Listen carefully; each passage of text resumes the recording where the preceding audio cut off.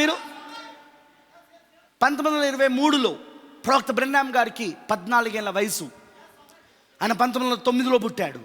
1923 మొదటి ప్రపంచ యుద్ధం తర్వాత, ఓకేనా, ఆయనకు 14 ఏళ్ల వయసు. ఆ వయసులో ఆయన అడుగులేని అగాధంలోకి వెళ్ళాడు. అక్కడ ఉన్న ఆత్మలను చూశాడా? వినబడతలేదు నాకు.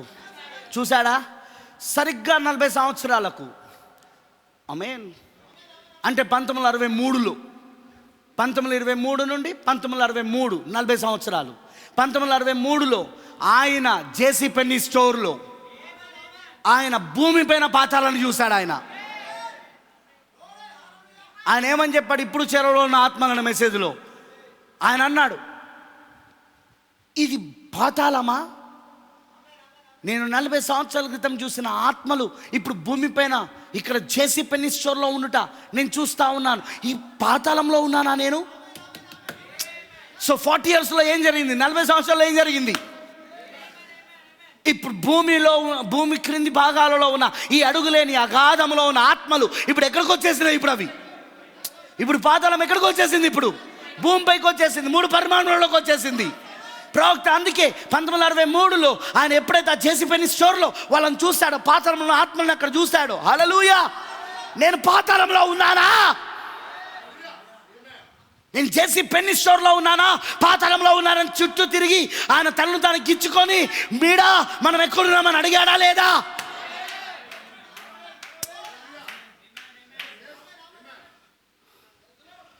ఓ బ్రాదర్, లేఖనం ఎంత ఖచ్చితంగా జరుగుతాను చూడండి. ఆయన దర్శనాలు, ఆయన జీవితంలో సంఘటనలు ప్రతిదీ లేఖనానుసారంగా. ఇప్పుడు వధువు కూడా అలానే జరుగుతూ ఉన్నది. 5వ బూర కింద పాతాళం తెరవబడింది, అడుగులేని అగాధం తెరవబడింది. అందులో అడుగులేని అగాధం అంతా ఇప్పుడు ఖాళీ అయిపోయింది. ఆ ఆత్మలని ఇప్పుడు మొదటి 3 పరిమాణంలో ఉన్న మానవునికి, అటు 4వ పరిమాణం ఉన్న ఆ యొక్క సైన్స్ని పూర్తిగా ఆవరించేసినాయి అవి. Okay, to deceive whole world, మొత్తం ప్రపంచాన్ని మోసపరచడానికి ఒక వధువుని తప్ప. ఆమేన్, హల్లెలూయా. ప్రకటన 10లో పరలోకము తెరవబడి బలిష్ఠుడైన దూతగా క్రీస్తు దిగి వస్తూ ఉన్నాడు ఈ 3 పరిమాణములలోనికి. ఏయ్ మ్యాన్, హల్లెలూయా. మీకు అర్థమైందని చెప్పింది. సో ఐదవ బూర యొక్క ఊదబడినప్పుడు పాతాళం తెరబడింది, అడుగులేని అగాధం తెరబడింది. మరి ప్రకటన 10లోనో అక్కడ 7వ ముద్ర తెరబడు ద్వారా పరలోకం తెరవబడింది. ఇప్పుడు పాతాళం అంతా ఎంటీ అయిపోయింది, ఖాళీ అయిపోయింది. అందులో ఉన్న దురాత్మలని ఇప్పుడు బయటకు వచ్చేసినాయి. ఇప్పుడు అవి 3 పరిమాణములలో జీవిస్తూ ఉన్నాయి. ఆమెనంటారా? అర్థమవుతుందని చెప్పింది. 4వ పరిమాణంలోకి జొచ్చుకపోయి, దేవుని యొక్క ప్రయోగశాలలోనికి జొచ్చుకపోయి పూర్తిగా దాన్ని స్వాధీనపరచుకొని ఇప్పుడు దాన్ని మొత్తము ఉపయోగించుకుంటా ఉన్నాయి మనుషులను మోసపరచడానికి. పరాక్రమశాలను వేటగాడిగా నిమ్రోద్ ఆత్మ ఇప్పుడు పనిచేస్తూ ఉన్నది. దేశాలను వేటాడుతూ ఉన్నాడు ఇప్పుడు వాడు, టెక్నాలజీ పేరుతో, కమ్యూనికేషన్ పేరుతో, సమాచారం పేరుతో. హల్లెలూయా. ఓకేనా? అర్థమైందని చెప్పింది. సేమ్. కానీ అదే సమయంలో కాయిన్కి ఇంకో పక్కన చూస్తే, నాణానికి ఇంకో పక్కన చూస్తే, అదిగో ప్రకటన 10లో ఆయన దిగొస్తా ఉన్నాడు బలిష్ఠుడైన దూతగా, క్రీస్తు దిగొస్తా ఉన్నాడు. ఎక్కడికి వస్తున్నాడు బ్రదర్? 3 పరిమాణములలోనికి. ఎవరి 3 పరిమాణంలో ఉన్నది? వధువు ఉన్నది. వారి శరీరంలోనికి వస్తూ ఉన్నాడు. వారిలో ఆయన శరీరధార అవుతా ఉన్నాడు. వారిలో ఆయన రక్తమాంసములు అవుతా ఉన్నారు. వారికైనా శిరస్సుగా మారుతా ఉన్నాడు. వారికైనా ఆయన వారికి తలరాయిగా మారుతా ఉన్నాడు.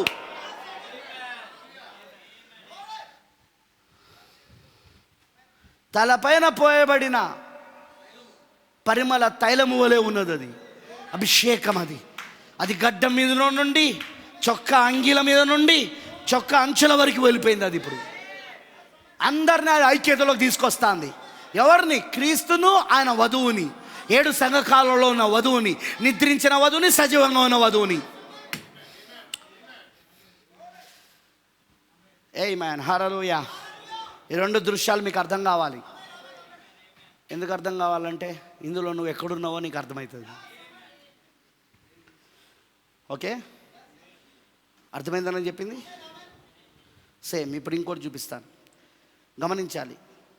మికాయా సమయంలో అటు మతము, అటు మత శక్తులు, రాజకీయ శక్తి మరియు దయ్యపు శక్తులు. ఎందుకు? పాతాళం నుండి వచ్చిందా ఆత్మ?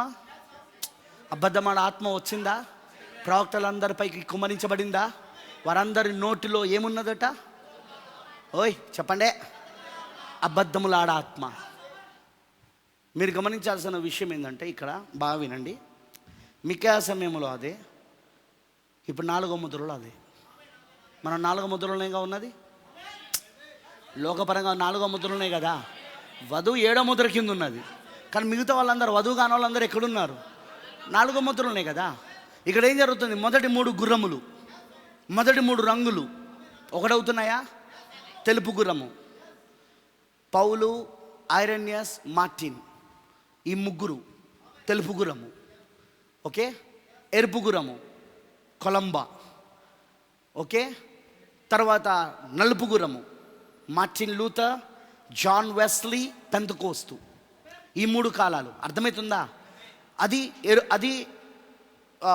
నలుపు గుర్రము. ఇక ఈ 3 గుర్రాలు ఒకటై 4వ గుర్రముగా వస్తున్నదే 7వ దూత యొక్క కాలంలా, వధువు యొక్క కాలంలా, విలియం బ్రెన్నాం కాలంలా. అయితే ఈ 4 గుర్రాలను ఎదుర్కోవడానికి, 4 అభిషేకాలను ఎదుర్కోవడానికి 4 జీవులు ఉన్నట్టుగా మనం 7 ముద్రలో చూస్తూ ఉన్నాం. పరలోకములో సింహాసనము చుట్టూ ఈ 4 జీవులు ఉన్నాయా? మొదటిది సింహము, తెల్లని గుర్రమును ఎదుర్కోవడానికి పౌలు గారి పైన, ఐరేనియస్ పైన మరియు మార్టిన్ పైన పనిచేసిన అభిషేకం, సింహపు అభిషేకం. ఓకే.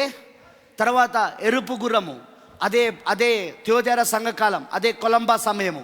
ఇప్పుడు కొలంబా పైన పనిచేసింది ఏంటిదో కాదు, అదే ఆ దూడ యొక్క అభిషేకం, హతసాక్షుల కాలం. దూడ ఎప్పుడు కూడా హతసాక్షులు, బలి అర్పణ. దూడ ఎప్పుడు కూడా బలి అర్పణకు సాదృశ్యం, బలి అర్పించబడడానికి. అవునా? ఆ తర్వాత మనం చూస్తూ ఉన్నాం మనుషుని ముఖం యొక్క అభిషేకము. మనము మార్టిన్ లూథర్, జాన్ వెస్లీ, మరి 1906 నుండి 1940 వరకు ఉన్న పెంతెకోస్తు, వారిపైన మనుషుని ముఖం యొక్క అభిషేకం పనిచేస్తూ ఉంది. ఓకేనా? ఆ తర్వాత మనం చూస్తూ ఉన్నాము ఆ ఎరుపు గుర్రాన్ని తర్వాత నల్ల గుర్రాన్ని ఎదుర్కోవడానికి ఆ మనుషుని ముఖం యొక్క అభిషేకం పనిచేశాక, ఇప్పుడు ఈ 3 ఏది? మతము, రాజకీయము మరియు దురాత్మ శక్తులు, దయ్యపు శక్తులు. అదే తెలుపు, ఎరుపు, నలుపు. ఈ 3 ఒకటవుతూ 4వదిగా ఇప్పుడు వస్తున్న ఆ 4వ గుర్రము, పాండురవర్ణపు గుర్రమును ఎదుర్కోవడానికే పక్షిరాజ అభిషేకం వస్తూ ఉన్నది. విలియం బ్రెన్నాం 7వ దూత, పక్షిరాజ అభిషేకం.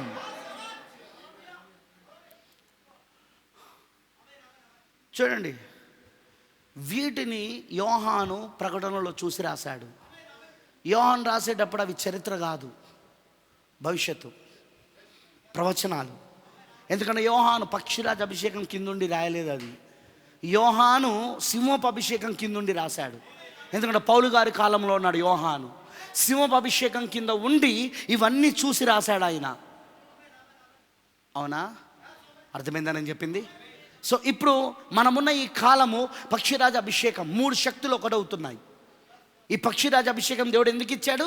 ఈ 3 శక్తులు ఒకటే వస్తున్న దాన్ని ఎదుర్కోవడానికి. తెలుపు, ఎరుపు, నలుపును అంటే మత శక్తులు, రాజకీయ శక్తి మరియు దురాత్మ శక్తులు. ఈ 3 శక్తులు ఈ దురాత్మ సమయంలో ఈ 3 ఒకటై వస్తున్న సమయంలో దీన్ని ఎదుర్కోవడానికి దేవుడు వధువుకి ఇచ్చిన అభిషేకం ఏంటిదంటే అది పక్షిరాజ అభిషేకం. అది ఈగల అనాయింటింగ్. పక్షిరాజు బొమ్మలు పెట్టుకోవడం కాదు, పక్షిరాజు అభిషేకం కలిగి ఉండాలా. చూడు నా సైకిల్ పైన ఉన్నది, చూడు నా బండి పైన ఉన్నది, చూడు నా కారు పైన ఉన్నది, చూడు మా ఇంటి గేట్ పైన ఉన్నది, చూడు మా ఇంటి దర్వాజా పైన ఉంది, చూడు మా ఇంట్లో ఫోటోలు ఉన్నాయి. అది కాదు, దట్స్ అనాయింటింగ్.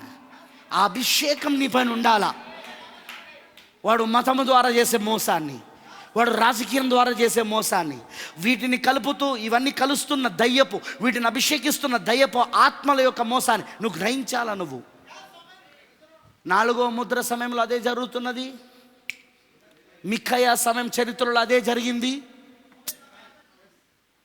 ఆబు యోషపాతులు రాజకీయ శక్తి, వాళ్ళని కలిపిందే వెనకాల ఉన్న యెజబెలు మతపు శక్తి, మరియు ఇప్పుడు దురాత్మ సమూహములు 400 మంది ప్రవక్తలు. అందులో ముఖ్యుడు సిద్కియా. ఇప్పుడు మీరు గమనించాలా, వీళ్ళను మోసం చేసింది ఎవరినంటే ముఖ్యంగా ఆ దురాత్మ సమూహంలో. మీరు గమనించారా? ఆ దురాత్మ సమూహము, ఆ దురాత్మ, అబద్ధమాడో ఆత్మ ఆ 400 మంది ప్రవక్తల పైకి వచ్చినప్పుడు, హల్లెలూయా, వాళ్ళ ప్రవక్తలను బైబిల్ చెప్తున్నది. వాళ్ళు యెహోవా ఎలాగూ సెలవిచ్చుచున్నాడని ప్రవచించినట్టు బైబిల్ చెప్తా ఉన్నది. వారి నోటిలో ఉన్నది అబద్ధమాడు ఆత్మ అని బైబిల్ చెప్తా ఉన్నది. కానీ వాళ్ళ నోట్లో ఉన్నది అబద్ధమాడు ఆత్మ అని అక్కడ యోషపాతు అహాబుకు తెలియదు. ఆమేన్. ఎందుకంటే వాళ్ళ యొక్క అభిషేకం ద్వారా వీళ్ళు దాన్ని నమ్మాల్సి ఉన్నది. వాళ్ళు చెప్పే అబద్ధాన్ని వీళ్ళు నమ్మవలసి ఉన్నది. వీళ్ళు నమ్మవలసి ఉన్నది. హల్లెలూయా.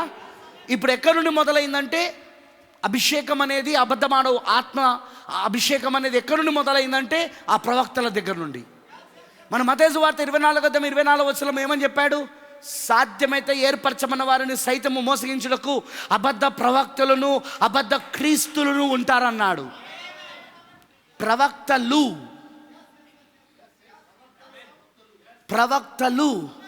అబద్ధ ప్రవక్తలు, అబద్ధ క్రీస్తులు సాధ్యమైతే ఏర్పరచమని సైతము మోసగించడానికి ప్రయత్నిస్తారన్నాడు. అన్నాడా లేదా?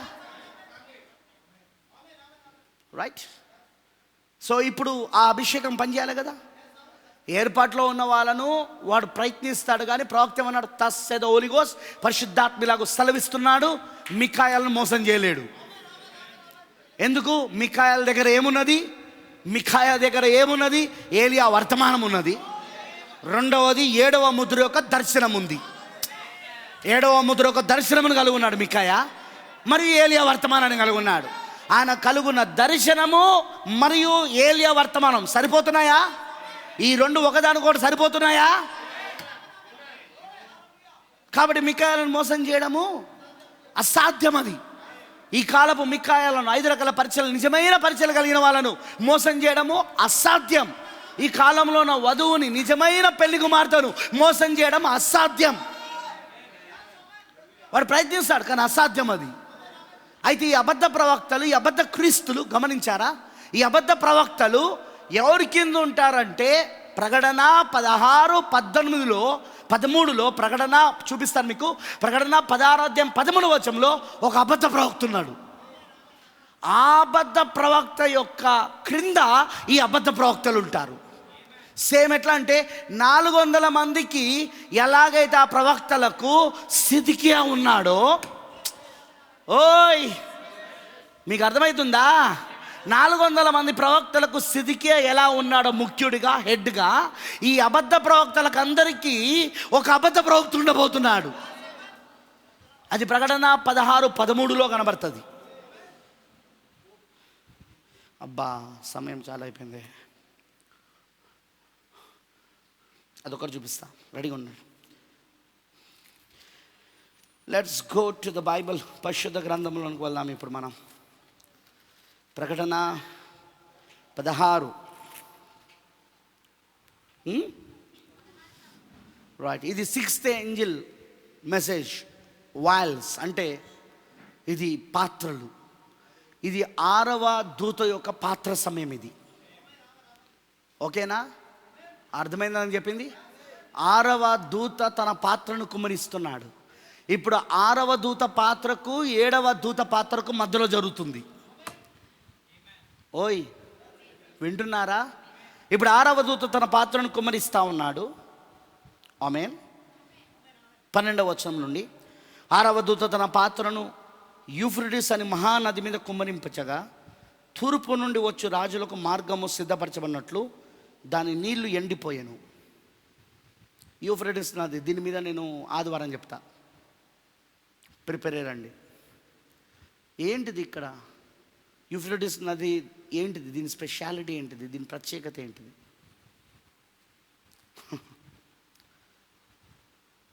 యూఫ్రటీస్ అను మహానది మీద కుమ్మరించగా, వింటున్నారా అందరూ?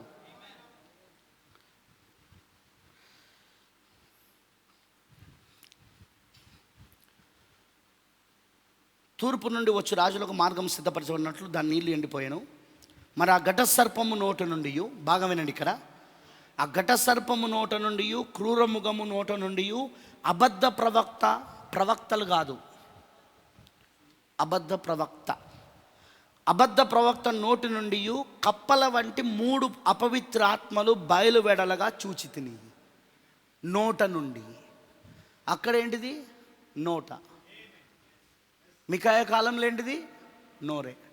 ఇక్కడ ఈ కాలంలో ఏంటిది? నోట నుండే. ఏది? 6వ దూత తన పాత్రను కుమ్మరిస్తున్న సమయంలో. ఇప్పుడు ఏం జరుగుతున్నది గమనించాలి. ఫస్ట్ ఘట సర్పం. ఎవరి ఘట సర్పం? అదే మొదటి క్రూరముఖం. ప్రకటన 12వ అధ్యాయంలో ఘట సర్పం కనబడుతుంది, ఎర్రని ఘట సర్పం, రోమ్ కనబడుతుందా? అదే ప్రకటన 13 మొదటి క్రూరముఖముగా కనబడతా ఉంది. 12లో ఉన్న మహాఘట సర్పమే 13లో క్రూరముఖముగా. ఏది? మొదటి క్రూరముఖముగా. అదే పోపు రోము. ఓకే, పోపు రోమ్ అంటే మతం. ఘట సర్పం ఏంటిది? మతపు శక్తి.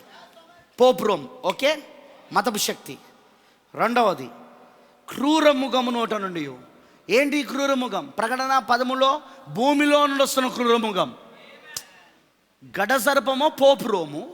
ఇప్పుడు భూమిలో నుండి వస్తున్న క్రూరముఖం ఏంటిది? అమెరికా సంయుక్త రాష్ట్రాల దేశం. ఏంటిది? అది రాజకీయపు శక్తి. వింటున్నారా? ఏంటిది అది? రాజకీయం. ఇప్పుడు మతము, రాజకీయం. ఓకేనా? నెక్స్ట్ థర్డ్ వన్, నోట నుండి. మళ్ళీ ఇది కూడా నోట నుండి, ఘట సర్పము నోట నుండి, క్రూరముఖం యొక్క నోట నుండి, అబద్ధ ప్రవక్త. గమనించాలా? మత్తయి సువార్త 24:24లో అబద్ధ ప్రవక్తలు ఉన్నారు. వాళ్ళెవరు? ప్రొటెస్టెంట్ సంఘాలు. అబద్ధ ప్రవక్తలు ప్రొటెస్టెంట్ సంఘాలు. ఓకేనా? ఈ అబద్ధ ప్రవక్తలందరికీ హెడ్ ఎవరంటే, ఎవరి కింద ఉంటారంటే, వీళ్ళంతా ప్రొటెస్టెంట్ సంఘాలని ఎవరి కింద ఉంటాయంటే రోమన్ క్యాథలిక్ కింద, అదే పోపు రోమ్ కింద. సో వీళ్ళందరికీ ఇప్పుడు హెడ్ ఎవరంటే పోపు రోమ్. అదేనా ఇప్పుడు ప్రకటన 13లో జరుగుతూ ఉన్నది? దానికి ప్రతిమ తయారు చేయడం, మొదటి క్రూరముఖానికి ఘట సర్పానికి ప్రతిమ తయారు చేయడం. మరి ఆ ప్రతిమనే ప్రపంచ సంఘముల సమాఖ్య. ఈ ప్రపంచ సంఘములన్నీ ఎవరంటే ప్రొటెస్టెంట్ సంఘాలు. ఓయ్, రోమన్ క్యాథలిక్ సంఘం కాదు అది. ప్రొటెస్టెంట్ సంఘాలను ఒకడవ్వడం, ప్రపంచ సంఘముల సమాఖ్యను తయారు చేసి, అది దేంతో ఏకమవుతా ఉన్నది? శిరస్సుతో. దాని శిరస్సు ఎవరంటే పోపు రోము, ఘట సర్పము. హల్లెలూయా. సో ఇప్పుడు చూడండి, ఇప్పుడు 24 మత్తయి సువార్త 24:24లో చెప్పిన ఆ అబద్ధ ప్రవక్తలందరూ కూడా, హల్లెలూయా, ఇప్పుడు ప్రకటన 16:13లో చెప్పబడుతున్న ఆరవ దూత తన పాత్రను కుమ్మరిస్తున్న సమయంలో ఏం జరుగుతూ ఉన్నదంటే, ఆమేన్. ఇప్పుడు వీళ్ళందరూ కూడా ఈ అబద్ధ ప్రవక్త యొక్క శిరస్సు కిందకు వస్తూ ఉన్నారు. మీకాయ దగ్గర ఏం జరిగింది? మీకాయ కాలంలో ఏం జరిగింది? ఘట సర్పం అదే యెజబెలు, పోపు రోమ్. ఓకే, యెహోషాపాతు అహాబులు, అదే అమెరికా. 2 పార్టీలు. ఓయ్, 2 పార్టీలు. అర్థమవుతుందా?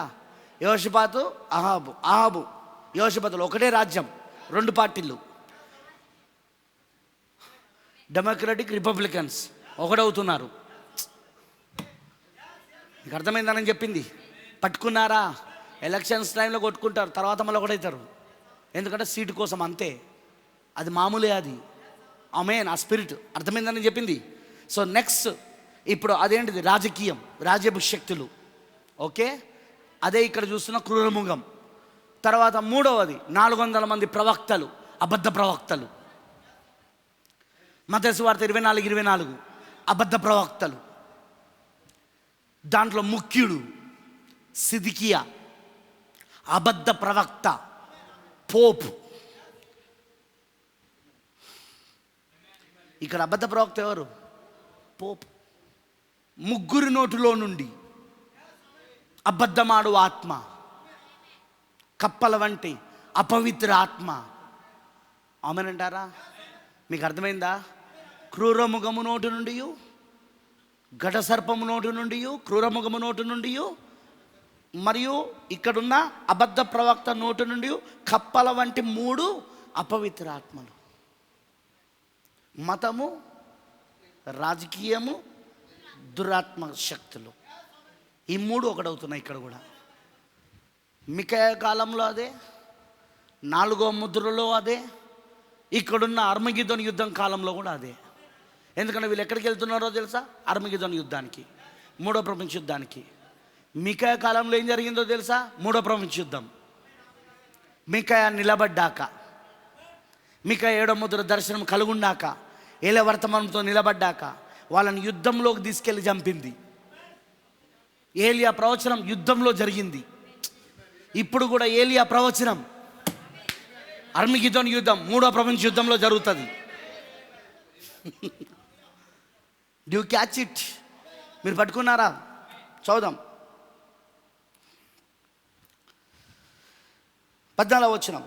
అవి సూచనలు చేయనట్టు దయ్యముల ఆత్మలే, అవి సర్వాధికారి అయిన దేవుని మహాదినమున జరుగు యుద్ధమునకు లోకమంతటా ఉన్న రాజులను పోగు చేయవలనని వారి యొద్దకు బయలు వెళ్ళి. ఇప్పుడు వీళ్ళు మొత్తం రాజులందరూ ఒకటి చేసిందా? రాజులందరూ వీళ్ళు కిందికి వెళ్ళిపోయారా? ఇప్పుడు వినబడతలేదు నాకు.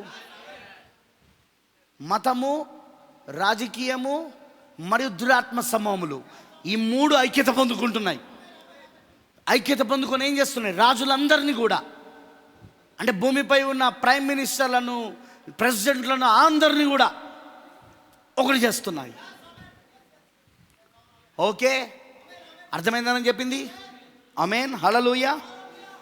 హెబ్రీ భాషలో హర్మగిద్దోనును చోటునకు వారిని పోగు చేసెను. ఎక్కడట? హర్మగిద్దోను. ఏంటిది హర్మగిద్దోను? అదే 3వ ప్రపంచ యుద్ధం. ఆమేన్, హల్లెలూయా. దేనికోసం ఈ లోకమంతులను రాజులందరినీ కూడా పోగు చేసింది? యుద్ధం కోసం. మీరు గమనించండి, 22వ అధ్యాయంలో మికాయా ఎపిసోడ్ తర్వాత, మికాయాకి జరిగిన తర్వాత యుద్ధం, ఆ యుద్ధంలోనే అహాబుకు శిక్ష, ఏలియా ప్రవచనం నెరవేర్పు. ఆ యుద్ధంలోనే ఏలియా ప్రవచనం నెరవేర్పు, దాని తర్వాత యెజబెలుకి నెరవేర్పు. సేమ్ ఇప్పుడు 3వ ప్రపంచ యుద్ధం అర్మగిద్దోను యుద్ధంలో ఏలియా చెప్పిన ప్రవచనం, మన కాలపు ఏలియా చెప్పిన ప్రవచనం యెజబెలుకి, అటు అహాబుకి. అవునా? సేమ్ 3వ ప్రపంచ యుద్ధంలో అర్మగిద్దోను యుద్ధంలో దేవుడు దానికి శిక్ష విధించబోతున్నాడు, దేవుడిని దానికి తీర్పు తీర్చబోతున్నాడు. అక్కడ ప్రవక్త ఏలియా చెప్పిన ప్రకారంగా జరగబోతా ఉన్నది. ఓ బ్రదర్, హల్లెలూయా. ఆమేన్ అంటారా? నా ఇది వినండి, హెబ్రీ భాషలో 15వ వచనం వినండి. హర్మగిద్దోను చోటునకు వారిని పోగు చేశాను. 16వ వచనం. ఇదిగో నేను దొంగ వలె వచ్చేస్తున్నాను. ఈ 3 ఒకటవుతున్న సమయంలో ఆయన దొంగ వలె వస్తున్నాడు. రైట్? మొదటి రాకడ దొంగ వలె వచ్చిన రాకడ కాదు అది. కానీ 2వ రాకడ దొంగ వలె వచ్చే రాకడ. 3వ రాకడ కూడా దొంగ వలె వచ్చే రాకడ కాదు అది. ఎందుకంటే అర్మగిద్దోను యుద్ధానికి ముందు 2వ రాకడ, అర్మగిద్దోను యుద్ధం తర్వాత 3వ రాకడ. అంటే అర్మగిద్దోను యుద్ధంకు ముందు ప్రారంభంలో 2వ రాకడ అవుతుంది, అర్మగిద్దోను యుద్ధం యొక్క చివరిలో 3వ రాకడ జరుగుతుంది. 2వ రాకడకు 3వ రాకడకు మధ్యలో ఏముందంటే అర్మగిద్దోను యుద్ధం, ప్రపంచ యుద్ధం. ఓకేనా? అర్మగిద్దోను యుద్ధం. అయితే మీరు గమనించాల్సిన విషయం ఏంటంటే ఈ 2వ రాకడ మాత్రం అది ఎలా వస్తానంటున్నాడు? వినబడతలే నాకు. దొంగ వలె. ఎలా? చూడండి, ఇప్పుడు తెస్సలోనికీయులకు రాసిన పత్రికలో మనం చదివినాం, ఆయన ఆర్భాటముతోనూ ప్రధాన దూత శబ్దముతోనూ దేవుని బూరతోనూ ప్రభు దిగొస్తా ఉన్నాడు. దిగొస్తున్నాడా? ఆ తర్వాత ర్యాప్చర్ జరుగుతుంది, ఎత్తుపడి జరుగుతూ ఉంది. సజీవంగా నిలిచిన మనము, నిద్రించిన వారు మార్పు చెంది కలిసి ఎత్తపడతామని రాస్తున్నాడు.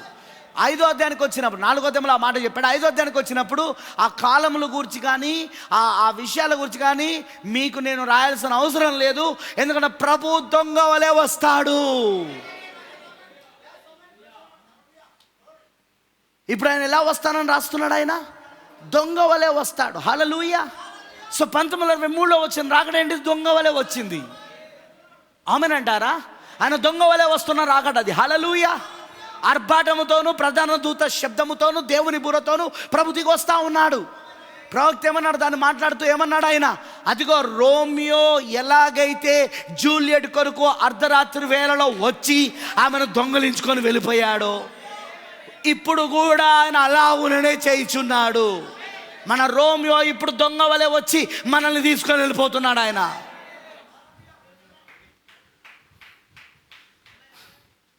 Due catch it? మీరు పట్టుకున్నారా? మీరు అర్థమైంది? అవమని చెప్పండి. హల్లెలూయా. అర్థమైంది అందరికీ నేను చెప్పింది? సో ఇప్పుడు మీరు గమనించండి, ఇక్కడ ఇప్పుడు ఆయన ఏమంటున్నాడు అంటే 16వ వచనంలో, ఇదిగో నేను దొంగ. ఎందుకు ఇక్కడ రాస్తాను దొంగ వలె వచ్చినాను? ఎందుకంటే ఈ 3 శక్తులు ఒకటైనప్పుడు. ఆమేన్. ఘట సర్పము, క్రూరముఖము, అబద్ధ ప్రవక్త. ఆమేన్. ఈ 3 ఒకటవుతున్నాయి. మత శక్తి, రాజకీయ శక్తి, దయ్యపు శక్తులు, ఈ 3 ఒకటవుతున్నాయి. అవునా కాదా? ఈ 3 ఒకటవుతున్నప్పుడు మికాయా ఉంటాడు అక్కడ. ఈ 3 ఒకటవుతున్నప్పుడు, ఎందుకంటే చరిత్రలో ఉన్నాడా లేదా? అక్కడ చరిత్రలో మళ్ళా పునరుద్ధం అవుతున్నది. ఇప్పుడు ఈ 3 ఒకటవుతున్నప్పుడు హల్లెలూయా, ఆయన దొంగ వలె వస్తా ఉన్నాడు. ఇప్పుడు ఆయన 1963లో దొంగ వలె. అందుకే ఏమంటున్నాడు చూడండి, ఇదిగో నేను దొంగ వలె వచ్చిచున్నాను. తాను దిగంబరుడిగా సంచరించుచున్నందున జనులు తన దిశములను చూతురేమో అని మెలకువగా ఉండి తన వస్త్రము కాపాడుకొనువాడు ధన్యుడు. ఎందుకు? లౌకిక సంఘ కాలంలో అది దిగంబరిది. అది కానీ వస్త్రం కలుగున్నది ఎవరు? వధువు మాత్రమే. ఏం వస్త్రం? వాక్య వస్త్రం, పెళ్లి వస్త్రం. పెళ్లి విందులో ఒకడు పెళ్లి వస్త్రం లేకుండా వచ్చాడా లేదా? బ్రదర్, ప్రతిదీ కూడా యేసుక్రీస్తు మొదటి రాకడలో వచ్చినప్పుడు ఏవైతే ఆయన ఉపమానం రూపంలో 2వ రాకడ గురించి ప్రవచించాడో అవన్నీ తూచా తప్పకుండా ఆయన చెప్పిన ఉపమానాలు ఇప్పుడు నిజ రూపంలో జరుగుతూ ఉన్నాయి.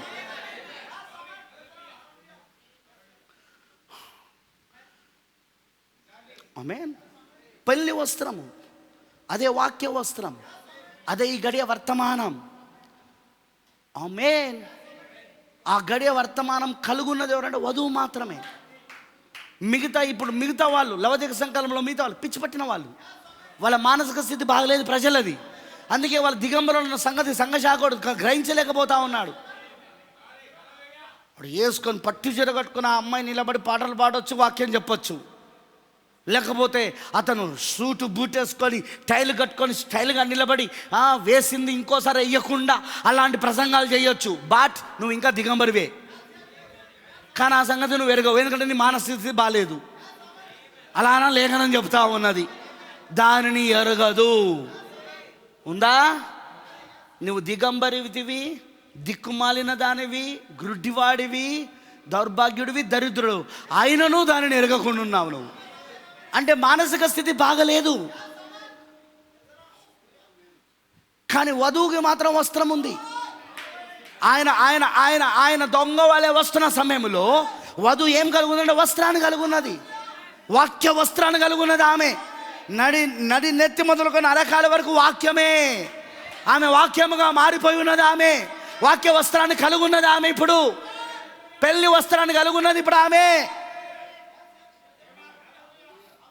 అందుకే అంటున్నాడు, ఇదిగో నేను దొంగ వలె వచ్చుచున్నాను. తాను దిగంబరుడుగా సంచరించుచున్నందున జనులు తన దిశములను చూతురేమో అని మెలకువగా ఉండి తన వస్త్రము కాపాడుకునేవాడు ధన్యుడు. హల్లెలూయా. దేవుడికి మహిమ కలుగును గాక. ఆమేనంటారా? హల్లెలూయా.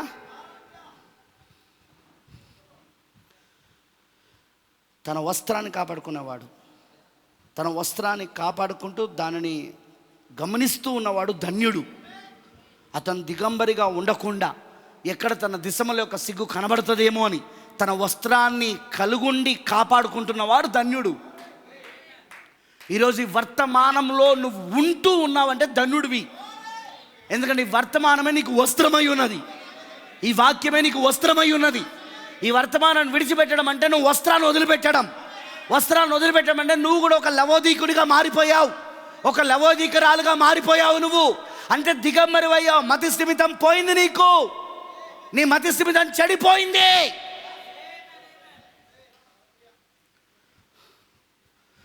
ఓ దేవుడికి మహిమ కలుగును గాక. ఆ వాక్య వస్త్రము వధువు ఇప్పుడు అలంకరించుకొని ఉన్నది. ఆమె ఆ పెళ్లి వస్త్రంతో ఆమె ఇప్పుడు అలంకరించుకొని ఉన్నది. ఎందుకంటే గొర్రెపిల్ల భార్య తన్ను తాను అలంకరించుకొని సిద్ధపడి ఉన్నది. ప్రకటన 19 గొర్రెపిల్ల భార్య తను తాను సిద్ధపరచుకున్నదా? ఎలా సిద్ధపరచుకున్నది? లోకంలో ఉన్న వాళ్ళందరికో వస్త్రాలే లేవు. దిగంబరులై ఉండి దిశముల సిగ్గు కనబడుతున్నది. లౌకిక సంకాలం చదవండి. దిశముల సిగ్గు కనబడతా ఉన్నది. కనబడుతున్నదా లేదా? యేసు తను అన్నాడా లేదా? మీ దిశముల సిగ్గు కనబడకుండా ఉన్నట్లు నా యొద్ద నుండి వస్త్రమును తీసుకోమని చెప్పాడా లేదా ఆయన? వాళ్ళు తీసుకోరు. వాళ్ళు ఎన్నడూ ఆ మెసేజ్ ఒప్పుకోరు. వాళ్ళు ఈ గడే వర్తమానం ఒప్పుకోరు. వాళ్ళు అంటే విలియం బ్రాన్హామ్ తనేదో గొప్పోడని చెప్పుకుంటున్నాడు, విలియం బ్రాన్హామ్ ఇట్లా అంటాడు, విలియం బ్రాన్హామ్ అట్లా అంటాడు. అంతేరా, నీ మానసిక స్థితి బాగాలేదు. ముందు నువ్వు దిగంబరం అని నువ్వు చూసుకోలేవు.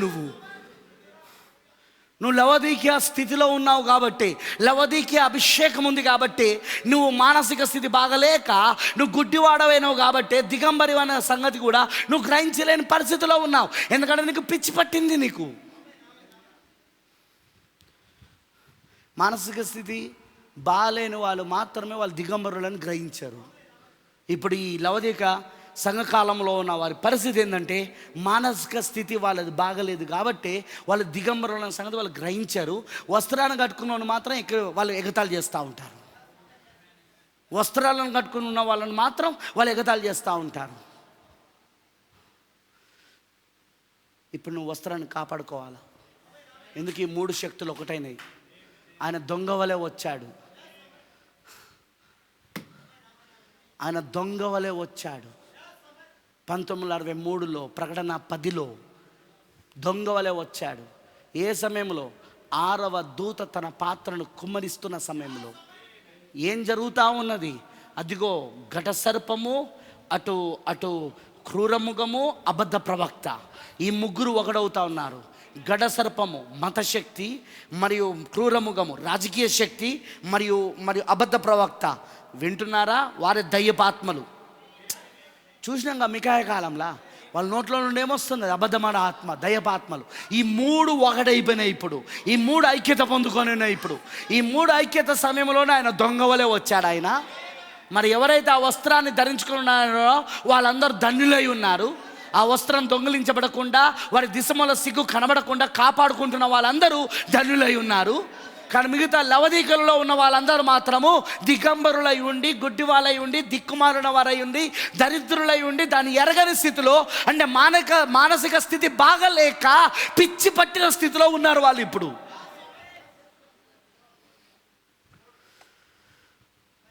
అందుకే మన మెసేజ్లన్నీ వాళ్ళకు ఎట్లుంటాయంటే, అమ్మో డేంజరస్ మెసేజెస్ ఇవి, భయంకరమైన వర్తమానాలు. మార్క్ పాస్టరీ వినొద్దు మీరు, ఆ బ్రెన్హామ్ గారి వినొద్దు మీరు. ఇంకొందరు ప్రవక్త చెప్పింది అర్థం కాదు బ్రదర్, ఎవరికి అర్థం కావవి. ఇంకొందరు నాకే కష్టమవుతుంది పాస్టర్గా, మాకే అవి అర్థం కావట్లే. మీకేం అర్థమవుతాయి? మీకు అర్థం కావు, అందుకే మీకు పుస్తకాలు అక్కర్లేదు. నేను చెప్పేది వినండి అంతే. ఏంటి? వీనికి మానసిక స్థితి పరిస్థితి బాగాలేదు. వీని అర్జెంటుగా ఆత్మీయ హాస్పిటల్కి తీసుకెళ్ళాలా, ఆత్మీయ డాక్టర్ దగ్గరికి తీసుకెళ్ళాలా. డాక్టర్ మోజెస్ రెడీగా ఉన్నాడు ఇక్కడ. ఎవరైనా? యేసుక్రీస్తు. ఆమేన్. స్వస్థపరచడానికి. కానీ వీళ్ళు రారుగా, వీళ్ళు ఆసుపత్రికి రారుగా. వీళ్ళు మెడిసిన్ బ్యాగ్ రెడీగా ఉంది. మెడిసిన్ బ్యాగ్ ఏంటిది? ఈ కాల వర్తమానం. అది నిన్ను స్వస్థపరిచి నీ మానసిక స్థితిని సరి చేస్తుంది. అది నువ్వెవరో గుర్తించేటట్టు చేస్తుంది. నువ్వు ఎక్కడి నుండి వచ్చావు, ఎందుకు ఇప్పుడు భూమి పైన ఉన్నావు, ఎక్కడికి వెళ్ళబోతున్నావు చెప్తుంది. అది భూత వర్తమాన భవిష్యత్తు కాలమును గురించి బయలుపరిచే వర్తమానం ఇది. వీళ్ళ మానసిక స్థితి బాగాలేదు కాబట్టి వీళ్ళు ఎక్కడి నుండి వచ్చిందో తెలియదు, వీళ్ళు ఇప్పుడు భూమి పైన ఎందుకున్నారో తెలియదు, ఇక ముందు వీళ్ళు ఎక్కడికి వెళ్తారో తెలియదు వీళ్ళకు. ఎందుకంటే వీళ్ళ మానసిక స్థితి బాగాలేదు. వీళ్ళు పిచ్చిపట్టిన కాలం ఇది, లవదిక సంకాలం, ఇన్సేనేజ్, పిచ్చి పట్టిన కాలం, దయ్యం పట్టిన కాలం. పాతాళ లోకంలో ఉన్న దయ్యాలన్నీ ఇప్పుడు వీళ్ళలో దూరినాయి ఇప్పుడు. అందుకే వీళ్ళంతా భయంకరమైన కార్యాలు చేస్తున్నారు. అందుకే వాడు జుట్టు పిచ్చి పిచ్చిగా పెంచుకుంటున్నాడు. అందుకే ఆమె పిచ్చి పిచ్చిగా తయారవుతుంది. అందుకే ఆమె పిచ్చి పిచ్చిగా ఐబ్రోస్ కట్ చేస్తూ ఉన్నది, పిచ్చి పిచ్చిగా తయారవుతా ఉన్నది. ఆ బల్లికి ఉండేటట్లుగా, బల్లికి ఎట్లయితే ఉంటే అట్లుంటుంది దాని కళ్ళు కూడా. ఇంట్లో ఉండే బళ్ళు ఎట్లుంటే వాళ్ళ కళ్ళు కూడా అట్లుంటాయి. వాళ్ళ కళ్ళు కూడా అట్లా తయారు చేసుకుంటారు బ్యూటీ పార్లర్కి వెళ్ళి. What's happening? ఏం జరుగుతూ ఉంది వీళ్ళకు? పిచ్చి పట్టింది. ఇది పిచ్చి పట్టిన కాలం, ఇది ఇన్సేన్ ఏజ్, పిచ్చి వాళ్ళ కాలం. ఈ పిచ్చి వాళ్ళ మధ్యలో వధువు ఉన్నది, వస్త్రాలను కప్పుకొని, ఎవడు దొంగిలించకుండా, దిశమల సిగ్గు కనబడకుండా, ఎవరు ఎన్ని చెప్పినా నేను మాత్రం దీన్ని అను, మీరు కూడా మాలాగా మారాలి. మేము మారము. అయితే యూట్యూబ్లో మీ పైన మేము ప్రసంగాలు చేస్తాం, చేసుకో.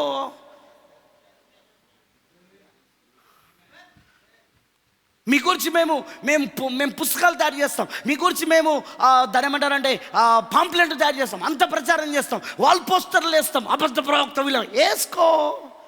మీరు పిచ్చి పట్టిన వాళ్ళని మాకు ఎప్పుడో తెలుసు. లేఖనం చెప్తుంది మాకు. నీకేం లేఖనం చెప్తాంది మేము తప్పని చెప్పడానికి?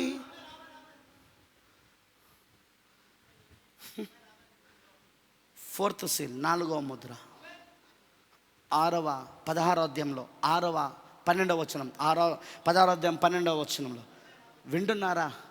6వ దూత యొక్క పాత్ర కుమ్మరించుట మికాయా కాలంలో సేమ్ అన్నీ అలానే జరుగుతున్నాయి. ఓకే, అర్థమైంది అందరికీ? సో ఇప్పుడు నువ్వు మికాయా కాలంలో ఉన్నావు, అర్థమైందా? ఇప్పుడు నువ్వు ఏ కాలంలో ఉన్నావు? మికాయా కాలం, 4వ ముద్ర కాలం. మికాయా కాలంలో ఆ 3 శక్తులు ఒకటైనాయా? ఐక్యత పొందుకున్నాయా?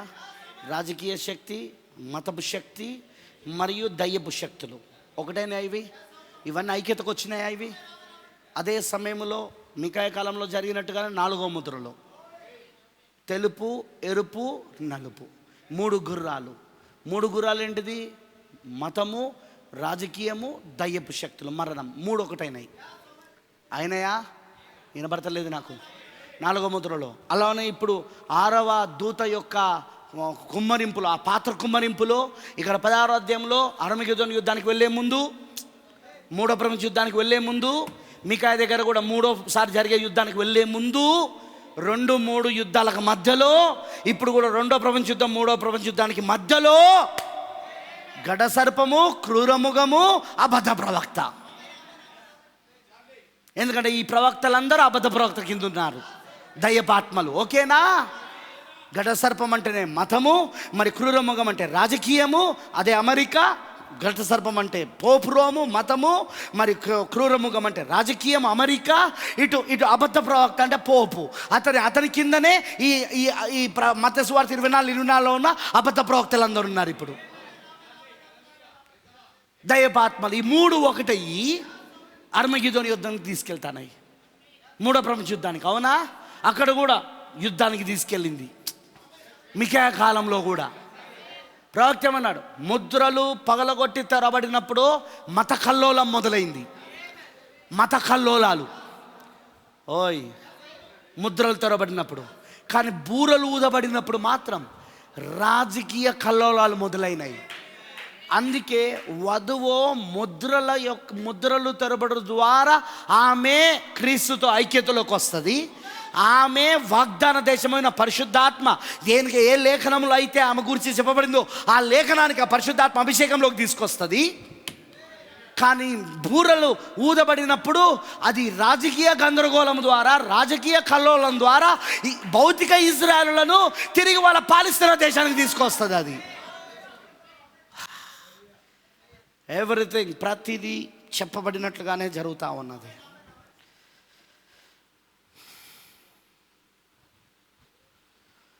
దేవుని చిత్తమైతే వి విల్ సీ సండే దీన్ని కంటిన్యూ చేద్దాం. I want to show you all these things. ఇవన్నీ నేను మీకు చూపించగోరుతున్నాను. చరిత్ర ఎట్లా పునరుద్ధం అవుతున్నది, ప్రవచనం ఎలా నెరవేర్పవుతున్నది, నువ్వున్న కాలం, నెరవేర్పవుతున్న ప్రవచనాలు, నీకున్న అభిషేకం, నీకున్న స్థానం లేఖనంలో, నువ్వు చేయాల్సిన పని, పరిశుద్ధాత్మ అభిషేకం నిన్ను ఏ పని చేయిస్తుంది, పరిశుద్ధాత్మ బయలుపాటు, అభిషేకము, ప్రత్యక్షత లేక బాప్తిజమం, పరిశుద్ధాత్మ బాప్తిజమం నేను ఏ లేఖనాన్ని నెరవేర్చేయనట్లుగా నిలబెడుతుంది ఈ సమయంలో. అవన్నీ నువ్వు చూసుకోగలిగినప్పుడు ఎత్తబడడానికి సిద్ధంగా ఉన్నావు అని అర్థం. ఎందుకంటే ప్రవక్త ఏమన్నాడు, వధువు తానేమై ఉన్నదో తాను తెలుసుకునే సమయంకి వచ్చినప్పుడు ఆమె ఈ భూమిపై నుండి వెళ్ళిపోతుంది. ఇప్పుడు ఇవన్నీ ఎందుకు తెరుస్తూ ఉన్నాడు ఆయన మనకు వాక్యాన్ని? ఇవన్నీ ఎందుకు, ఈ ముద్రలు ఇవన్నీ ఎందుకు తెరుస్తూ ఉన్నాడు? మనం ఏమిటో మనం తెలుసుకోవడానికి, వధువు ఏంటిదో తెలుసుకోవడానికి. నువ్వెవరువో, ఎక్కడి నుండి వచ్చావో, ఇప్పుడు భూమిపైన ఎందుకున్నావో, నీ అభిషేకం ఏంటి, నీ స్థానం ఏంటి, క్రీస్తు యొక్క మర్మయుక్తమైన శరీరంలో నీ స్థానం ఏంటి అసలు. లేఖనములలో నీ గూర్చి ముందుగానే ఛాయలుగా ముంగుర్తులుగా చెప్పబడిన దాంట్లో నువ్వెవరివి అక్కడ. అలానే ప్రవచనాలలో నీ గూర్చి ఏం చెప్పబడిందో ఛాయలలో ఉన్నది అక్కడ ప్రవచనంలో ఉంది, నిజ రూపంలో. అక్కడ చెప్పబడిన దాంట్లో నువ్వు ఇప్పుడు ఏం చేస్తున్నావు, ఆ నిజ రూపంలో నీకేం చేయాలి, ఇవన్నీ నీకేం చేస్తాయంటే ఎత్తబడే విశ్వాసాన్ని ఇస్తాయి నీకు. అందుకే నువ్వు ఇక్కడ నుండి వెళ్ళినప్పుడు, నువ్వు ఇంటికి వెళ్ళాక మళ్ళీ ధ్యానిస్తావు, మళ్ళీ వింటావు వర్తమానాన్ని, మళ్ళీ చదువుతావు బైబిల్ని, మళ్ళీ బైబిల్ చదువుతావు, మళ్ళీ వర్తమానం వింటావు. ఒకవేళ నువ్వు మధ్యలో వినని ఉన్నావనుకో, కూర్చొని మళ్ళీ వింటావు వాటిని. నేను బిజీగా ఉండే పాస్టర్ గారు, నాకు ఈ పని ఉండే, నాకు ఆ పని ఉండే. వధువు చెప్పే మాటలు కావు అవి. ఎందుకంటే వధువుకి ఇప్పుడు వాక్యం కంటే ఎక్కువ ప్రాముఖ్యత ఏది లేదు ఆమెకిగా. వాక్యానికి అంత ప్రథమ స్థానం ఇస్తుంది ఆమె. ఉద్యోగానికి ఇవ్వదు, బంధువులకు ఇవ్వదు, స్నేహితులకు ఇవ్వదు, తన సొంత ఇంటి వారికి కూడా ఇవ్వదు వాక్యానికి ఇచ్చినంత ప్రథమ స్థానాన్ని. అర్థమైందా? ఒక్కసారి గొలుసు మిస్ అయిపోయినావు అనుకో, ఇక మళ్ళీ అది రావడం కష్టం. అందుకే కొంతమంది వారాల తరబడి చర్చకు రారు, ఇక్కడికి వచ్చిన తర్వాత ఏం అర్థం కాక పిచ్చి పిచ్చిగా చూస్తూ అంటారు. ఇంకొందరు వస్తారు కానీ మళ్ళీ ఇంటికి పోయినాక ధ్యానించారు కాబట్టి ఇప్పుడు ఇక్కడ మాటలన్నీ తలలపై నుండి పక్క నుండి వెళ్ళిపోతాయి. ఇంటికి పోయినాక మళ్ళీ చదవరు కాబట్టి మళ్ళీ వచ్చే ఆదివారం వచ్చి నేను దీన్నే కంటిన్యూ చేస్తుంటే నిద్రపోతూ ఉంటారు. అప్పుడే వాళ్ళకు బాత్రూమ్ పోవాలనిపిస్తుంది, బాత్రూమ్ వస్తుంది, అప్పుడే వెళ్ళి కిందికి వేస్తావు. అరే మరి మధ్యలో పాస్టర్ గారు చెప్పే ఈ పాయింట్ గొలుసుపోతుందేమో, ఉండదు. ఎందుకంటే అసలు అర్థమైతేగా.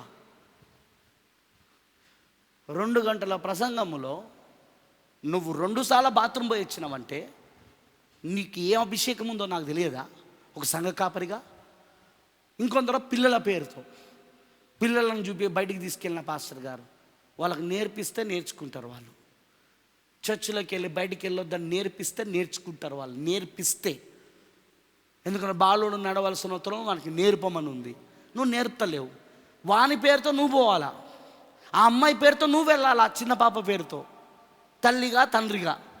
ఎవరు చెప్తాను? ఇక్కడ క్యాలీఫ్లవర్ లేదు. మాకు అభిషేకాలు తెలిసిపోతుంటాయి, వివేచన కలుగుంటాం మేము పాస్టర్లుగా. ఎవరి నోట్లకి వెళ్ళి అబద్ధమాడో ఆత్మ వస్తుందో మాకు తెలుసు. వాళ్ళు చెప్పేది ఇక్కడ నుండి కాదు, ఇక్కడ నుండే మాకు తెలుసు. అది ఇక్కడ నుండి చెప్పరు, ఇక్కడ నుండి చెప్తా అంటారు. అభిషేకం ఇక్కడ పనిచేస్తూ ఉంటుంది వాళ్ళకి ఎప్పుడు. దాట్స్ వై అందుకే అంటుంటాను, ఇది అందరికి కాదు అని.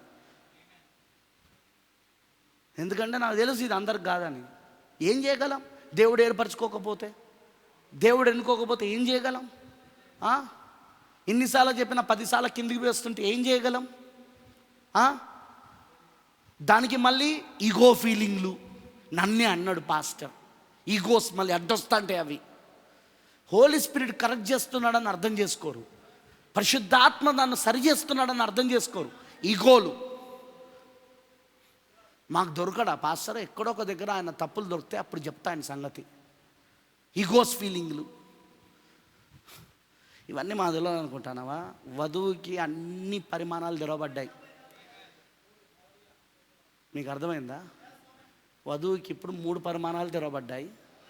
మానవుడు జీవించేది, పాతాళం తెరవబడింది, ఆమె మాత్రమే చూడగలదు. ఆ పాతాళంలో ఉన్న దయ్యాలన్నీ ఇప్పుడు మనుషులలో ఎట్లా పనిచేస్తున్నాయో, ఓకేనా? అవి 4వ పరిమాణంలో కూడా సైన్స్ రూపంలో ఎట్లా పనిచేస్తానో చూడగలదు.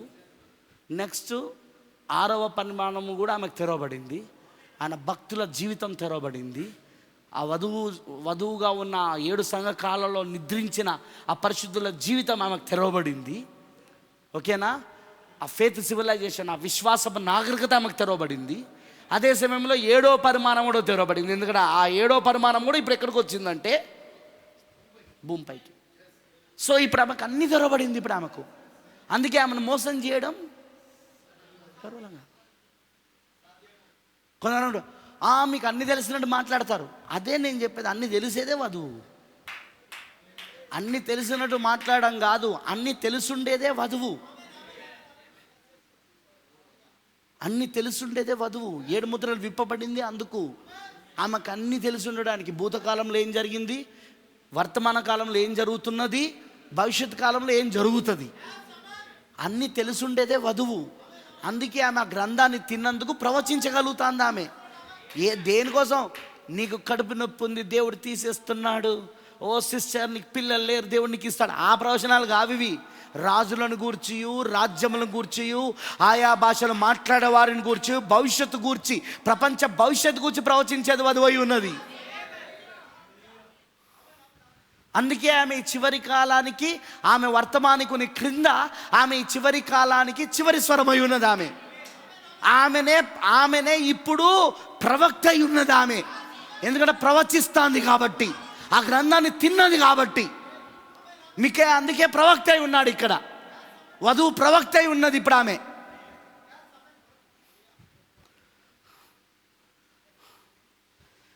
ఏది ఏమైనా లేఖనం ఏం చెప్తుందో అదే జరుగుతూ ఉంది. దట్స్ వై ఆ కారణాన్ని బట్టి నాకు ఈ లేఖనం అంటే చాలా ఇష్టం. ఓకే, చాలా విషయాలు ఉన్నాయి. సండే దీన్ని నేను కంటిన్యూ చేస్తాను. కానీ ఇక్కడ దాకా అందరికి అర్థమైందిగా? అర్థమైందా? దొంగ వలె వస్తున్నాడు. దొంగ వలె వస్తున్నాడు. ఏ సమయంలో? ఈ 3 శక్తులు ఐక్యత పొందుకునే సమయంలో దొంగ వలె. రైట్? అర్మగెద్దోను యుద్ధానికి ముందు ఈ 3 శక్తులు ఎక్కడ తీసుకెళ్తున్నాయి? అర్మగెద్దోను యుద్ధానికి. భూలోక రాజులందరిని ఎక్కడ తీసుకెళ్తున్నాయి? ఎక్కడ సమకూరుస్తున్నాయి? ఏ చోటుకు? అర్మగెద్దోను ఏంటిది? 3వ ప్రపంచ యుద్ధం. ఇప్పుడు అక్కడ కూడా మికాయా కాలంలో కూడా ఎక్కడ తీసుకెళ్తానే? 3 శక్తులు ఒకటై యుద్ధానికి. రైట్? ఇక్కడ కూడా యుద్ధానికి. Praise lord. సో అర్మగెద్దోను యుద్ధం ముందు వధువు ఎత్తబడాలి. ఆయన దొంగ వలె వచ్చాడు, ఇప్పుడు ఆయన వధువు ఎత్తబడుతుంది. అర్మగెద్దోను యుద్ధం తర్వాత యుద్ధం ముగింపులో వధువు వరుడు కలిసి ఈ భూమిని పరిపాలించడానికి దిగి రావాలి. 3వ ప్రపంచ యుద్ధం ప్రారంభంలో ముందు వధువు ఎత్తబడుతుంది. 3వ ప్రపంచ యుద్ధం యొక్క ముగింపులో చివరి సమయంలో రాజు రాణి కలిసి దిగి వస్తారు. భార్య భర్తలు ఇద్దరు, క్రీస్తు వధువు దిగి వస్తారు. వాళ్ళు ఎందుకు? వేయాల పరిపాలన చేయడానికి. కానీ వెళ్ళిపోయే సమయానికి వచ్చేసరికి ఈ 3 శక్తులు ఒకటి కావాలి. మతము, రాజకీయము, దయ్యపు శక్తులు, ఈ 3 ఐక్యత పొందుకోవాలి. అదే కార్యం ఎక్కడ జరిగింది? మికాయా కాలంలో 4వ ముద్రల 6వ దూత తన పాత్రను కుమ్మరిస్తున్న సమయం. ఓకేనా? అర్థమైంది? క్లియర్ అయిందా? సో ఈ సమయంలోనే ఆయన దొంగ వలె రావడం వచ్చాడా? ఆర్భాటముతోను, ప్రధాన దూత శబ్దముతోను, దేవుని బుర్రతో దిగి రావడం, ఎత్తబట్ట జరగడం, తర్వాత యుద్ధంలోకి వెళ్ళడం. యుద్ధంలో క్రూరముగానికి, ఘట సర్పానికి తీర్పు తీర్చబడడం. అక్కడ కూడా మికాయా దగ్గర ఏం జరిగింది? యుద్ధంలో అక్కడ ఆహాబుకి, యెజబెలుకి తీర్పు తీర్చబడింది. అది కూడా ఏలియా ప్రవచనం ప్రకారం, ఏలియా మాటల ప్రకారం, ఏలియా నోటి నుండి వచ్చిన మాట ప్రకారం. ఓకేనా? ఇక్కడ కూడా ఏలియా నోటి నుండి వచ్చిన మాట ప్రకారం ఇటు గడ్డ సర్పానికి, అటు క్రూరముగానికి తీర్పు తీర్చబడడం. Everything matches. ఈ సమయంలోనే మికాయా ఉండడం. మికాయాలు ఉన్నారు. ఇప్పుడు 7వ ముద్ర ఒక దర్శనాన్ని కలుగుండి ఏలియా వర్తమానాన్ని నమ్ముతూ నిలబడుతున్న వధువు ఉన్నది. 5 రకాల పరిచర్యలు ఉన్నాయి. వీళ్ళెవరు అంటే మికాయా. ఓకేనా? అందరికీ దృశ్యం అర్థమైపోయిందిగా? సో చరిత్ర మళ్ళీ పునరుద్ధమవుతుందా? సూర్యుని కింద కృతవేమీ జరగడం లేదు. ఇప్పుడు జరుగుచున్నవి ఇక ముందు జరిగినవి. ఆమేన్. ముందు జరగబోయేవి ఇక ముందు జరిగినవే. ఇప్పుడు జరుగుచున్నవి ముందు జరిగినవే, ఇదివరకే జరిగినవే. ఇక ముందు జరగబోయేది కూడా ఇదివరకు జరిగినదే. అదేగా తాళప్చాయి మన ప్రవక్త ఇచ్చింది. సో అదేగా మనం ఇప్పుడు చూస్తున్నది. ఇక్కడ ఏలియా కనబడుతున్నాడు, మీకాయా కనబడుతున్నాడు. ఏలియా విలియం బ్రెనమ్ మన ప్రవక్త. మికాయా 5 రకాల పరిచర్యలు మరి వధువు. వచ్చిలా 3 శక్తులు ఐక్యత పొందుకొనుట. 4వ ముద్ర 3 శక్తులు ఐక్యత పొందుకొనుట. మికాయా కాలంలో, ఏలియా కాలంలో 3 శక్తులు ఐక్యత పొందుకొనుట. అర్థమైందా? 21వ అధ్యాయము ఏలియా కాలంలో 3 శక్తులు ఐక్యత పొందుకున్నాయి. 22వ అధ్యాయము మికాయా కాలంలో 3 శక్తులు ఐక్యత పొందుకున్నాయి. అలానే 6వ దూత తన పాత్రను కుమరించే సమయంలో మళ్ళీ 3 శక్తులు: మతము, రాజకీయము, దయ్యపాత్మలు. ఈ 3 దయ్యపు శక్తులు ఒకడవుతా ఉన్నాయి. మరణం ఒకడవుతా ఉన్నది. అవునా? ఐక్యత పొందుకుంటున్నాయి అవి. అదే సమయంలో ఇటువైపు వధువు క్రీస్తు ఐక్యత పొందుకుంటున్నారు. ఏడవ ముద్ర యొక్క దర్శనంలా 7వ ముద్ర కింద వధువు క్రీస్తు ఐక్యత పొందుకుంటున్నారు. వధువు ఎవరంటే శరీరం అయి ఉన్నది, క్రీస్తు ఎవరంటే శిరస్సు అయి ఉన్నాడు. భర్త శిరస్సు అయి ఉన్నాడు, భార్య శరీరం అయి ఉన్నది. శరీరము మరియు శిరస్సు ఒకడవుతా ఉన్నాయి. భార్య భర్తలు ఇద్దరు ఒకడవుతా ఉన్నారు. అయ్యూ క్యాచింగ్, మీరు పట్టుకుంటున్నారా? అటు వాళ్ళ ఐక్యత, ఇటు మన ఐక్యత. ఈ సమయంలోనే వధువు ఎత్తబడుతున్నది. ఎందుకంటే ఆయన దొంగ వలె వచ్చాడు. రోమియో వచ్చాడు జూలియట్ని తీసుకుపోవడానికి. తీసుకెళ్ళిపోవడానికి. సో జూలియట్ వెళ్ళిపోబోతున్నది. ఆమె వెళ్ళిపోయిన సంగతి కూడా ప్రపంచానికి తెలియదు. ఎందుకంటే రోమియో వచ్చిన సంగతి తెలియదు, వధువు జూలియట్ వెళ్ళిపోయిన సంగతి తెలియదు. Hallelujah. It's a secret, sudden and secret coming of the second coming of the Christ. క్రీస్తు యొక్క 2వ రాకడ ఎలా ఉంటుంది అంటే అకస్మాత్తుగా రహస్యంగా వెళ్ళిపోతుంది అది. అదే జరుగుతుంది ఇప్పుడు. ఆ సంగతి లోకానికి వచ్చిన సంగతి తెలియదు, పోయిన సంగతి తెలియదు. మనం చెప్పినా నమ్మరు. మనం చెప్తే పేతురు రాసిన పత్రిక చెప్పిన ప్రకారముగా ఎగతాళి చేస్తారు. అపహాసకులు వాళ్ళు, ఎగతాళులు చేసేవాళ్ళు ప్రభు రాకడను గురించి. రైట్? అదే జరుగుతుంది అక్కడ లేఖనం. బ్రదర్, బైబిల్లో ఉన్న ప్రవచనాలు ఏవైతే ఉన్నాయో మన కాలమును గురించి, అవన్నీ మన కళ్ళ ముందు నేడు నెరవేర్పు జరుగుతున్నాయి. దాన్ని చూడగలిగిన వాళ్ళు ధన్యులై ఉన్నారు. ఆ కాటుక కలిగిన వారు ధన్యులై ఉన్నారు. ఆయన దగ్గర కాటుక కొనమన్నాడు. ఆ కాటుక ప్రత్యక్షత అయి ఉన్నది, బయలుపాటు అయి ఉన్నది, పరిశుద్ధాత్మ అభిషేకం అయి ఉన్నది. అది కలుగున్నవాడు ధన్యుడై ఉన్నాడు. ఇక ఎందుకంటే త్వరలో నేను వెళ్ళిపోయే సమయం దగ్గరకు వచ్చింది. మన పోయే కాలం దగ్గరకు వచ్చింది. ఇక మనం వెళ్ళిపోయే కాలము, మనం ఈ పరిమాణాలను దాటుకొని వెళ్ళిపోబోతున్నాం. అసలు మనం ఈ భూ సంబంధించిన వాళ్ళమే కాదు. అసలు మనం ఈ భూగ్రామానికి సంబంధించిన వాళ్ళం కాదు. ఇది రాకెట్ యుగం అని అందుకే ప్రవక్త అన్నాడు. అందుకే ఆరోహణ లెక్కింపు మొదలైందన్నాడు ఆయన. కాబట్టి ఇక్కడ ఆరోహణ లెక్కింపు ఏంటిదో తెలుసా? 10, 9, 8 కాదు, 7 నుండి. మరి 7 దగ్గర నుండే కదా అభిషేకం వచ్చింది. 7 దగ్గర నుండే కదా గడ్డం నుండి కారింది. తల మొదలుకొని గడ్డం వరకు వచ్చి మొత్తం అంగిలబడింది. ఓయ్, వింటున్నారా? సో 7, 6, 5, 4, 3, 2, 1 సున్నా. వధువును ఐక్యపరిచేసి ఇప్పుడు తీసుకెళ్తా ఉన్నాను. సహోదరులు, ఐక్యత కలుగునుట ఎంత మేలు, ఎంత మనోహరం. ఎప్పుడు వస్తుంది? అభిషేకం వచ్చినప్పుడు. ఎక్కడి నుండి వస్తుంది అభిషేకం? శిరస్సు నుండి, ప్రధాన యాజకుని శిరస్సు నుండి, మెల్కీసెదెకు యొక్క శిరస్సు నుండి. పాత నిబంధనలో అహరోను, కొత్త నిబంధనలో మెల్కీసెదెకు సాదృశ్యం, ఛాయ, నీడ. యాజకుడు, ప్రధాన యాజకుడు. అవునా? అర్థమైందని చెప్పింది. ప్రధాన యాజకత్వం. ఆమేన్. 19 ఏమైంది? ప్రధాన యాజకుడు ప్రత్యక్షమయ్యాడు. హల్లెలూయా. మెల్కీసెదెకు ప్రత్యక్షమయ్యాడు. అభిషేకం మొదలైంది తల దగ్గర నుండి. ఇప్పుడు శరీరం మొత్తం ఐక్యత తీసుకొస్తాను.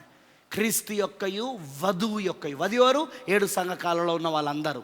వీళ్ళందరి యొక్క అదృశ్య కలయిక, అదృశ్య ఐక్యత, సహోదరుల ఐక్యత పొందుకొనుట ఎంత మేలు, ఎంత మనోహరం. 7 సంఘకాలలో ఉన్న వధువు ఐక్యత పొందుకుంటా ఉన్నది. క్రీస్తు యేసుతో శిరస్సుతో ఐక్యమవుతా ఉన్నది. ఇప్పుడు అదృశ్య కలయికలోనికి వెళ్తా ఉన్నది ఇప్పుడు ఆమె. బ్రదర్, ఇవన్నీ మనకు లేఖనాలు నెరవేర్పు చేస్తున్నాయి. God bless you. దేవుడు మీ అందరిని దీవించును గాక. మీకు ఇక్కడ దాకా అర్థమైందని నేను నమ్ముతున్నాను.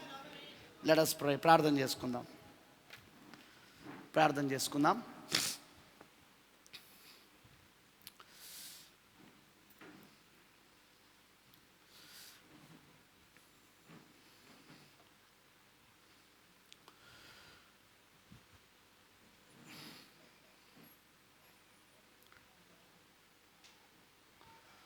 హల్లెలూయా.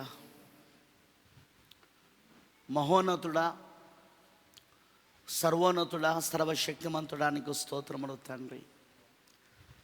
Thank you for your anointing. నీ అభిషేకమును బట్టి నీకు వందనాలు దేవా. మాకు తెలుసు నువ్వు ఇక్కడ పరిశుద్ధాత్ముడుగా ఉన్నావని, మాకు తెలుసు ఇక్కడ నువ్వు దూతగా ఉన్నావని. ఎస్ లార్డ్, మోషే కాలంలో నువ్వు అగ్ని స్తంభముగా మేఘస్తంభముగా ఉన్న నీవే యోషువ కాలంలో దూతగా వచ్చావు. అవును, సైన్యములకు అధిపతికి యెహోవాగా ఉన్నావు ప్రభువా. ఇప్పుడు కూడా నువ్వు అలాగునే మా మధ్యలో మాతో ఉన్నావు దేవా. యెహోవా యందు భయభక్తులు గల వారి చుట్టూ ఆయన దూత కావలి కాయనని చెప్పినట్టుగా నువ్వు ఇక్కడ ఉన్నావని మాకు తెలుసు.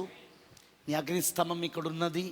అందుకే ఈ అభిషేకము మా పైన కుమ్మరించబడి మాకు సంబంధించిన లేఖనాలు, ప్రవచనాలను మాకు తెరిచి వాటిని చూడగలిగే నేత్రాలు మాకు ఇస్తున్నావు దేవా.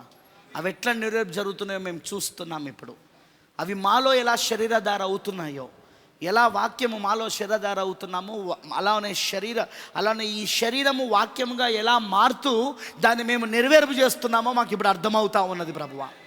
అదే సమయంలో మిగతా లేఖనాలు ఎవరెవరి గురించి ఏమైతే చెప్పబడ్డాయో ప్రభువా, ఆ మత శక్తిని గురించి, ఆ రాజకీయ శక్తిని గురించి, ఆ దయ్యపాత్మల శక్తిని గురించి, ఆ 3 ఐక్యత పొందుకునే వాటి గురించి ఏవైతే ఇక్కడ లేఖనములలో ప్రవచించబడి ఉన్నదో, చరిత్రలో ఛాయలలో చూపించబడిందో, ఆ చరిత్రలో ఆ సూర్యుని కింద ఏవైతే జరిగినవో, ఆ చరిత్రలో ప్రభువా ఛాయగా నీడగా జరిగినవో అవి మరలా ఇప్పుడు ఎలా జరుగుతున్నాయో అవన్నీ మాకు అర్థమవునట్లుగా చేస్తున్నందుకు వందనాలు దేవా.